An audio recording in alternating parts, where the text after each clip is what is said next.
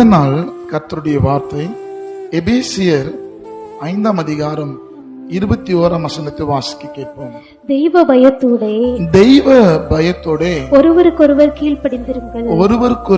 கீழ்ப்படிந்திருங்கள். இந்த எபேசியர் நிருபணத்துல நமக்கு கற்றுக் கொடுக்கிற காரியம் தெய்வ பயத்தோடு ஒருவருக்கொருவர் கீழ்ப்படிந்திருங்கள். என்னென்று சொன்னால், கீழ்ப்படிதல் என்பது ஒரு விலையேற பெற்ற ஆசீர்வாதம். வேதம் அதுதான் கற்றுக் கொடுக்கிறது.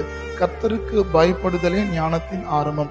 ஒருவேளை இன்னைக்கு நிறைய பிள்ளைகள், நிறைய விசுவாசிகள் மனுஷனுக்கு பயப்படுகிற மாதிரி போல தன்னை பாவித்துக் கொள்கிறாங்க. ஒருவேளை மனுஷனுக்கு பயப்படுகிற அந்த பயம் கண்ணியை வருவிக்கும். ஆனா தெய்வ பயத்தோடு கூட நீங்கள் கீழ்ப்படிந்தவர்களாய் இருப்பீர்கள் என்று சொன்னால், நிச்சயமா அந்த கீழ்ப்படுதல் ஒரு பெருத்த ஆசீர்வாதம் உங்க வாழ்க்கையில கர்த்தர் செய்வதற்கு தேவன் உண்மையுள்ளவராக இருக்கிறார். நிச்சயம் கர்த்தர் உங்களை ஆசீர்வதிப்பார். ஆமென்.